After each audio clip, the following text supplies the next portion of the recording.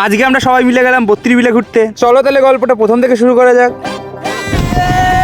দুপুর বেরিয়ে গেলাম সবাই মিলে 32 বিলের দিকে ঘুরতে। তোমরা তো সবাই জানোই 32 বিলটা বারাসাতের খুব সুন্দর একটা লোকেশন। আর আমরা বাইক নিয়ে গ্রামের আঁকাবাঁকা পথ ধরে চলে যাচ্ছিলাম 32 বিলের দিকে। আমরা শুধু একারাই যাচ্ছিলাম না, আরো অনেকে যাচ্ছিল 32 বিলের দিকে ঘুরতে। আর ফাইনালি আমরা আধা ঘন্টা পথ অতিক্রম করে এসে গেলাম আমরা 32 বিলে। এরপর কিছু দূর যাওয়ার পর আমরা সুন্দর একটা লোকেশনে দাঁড়ালাম।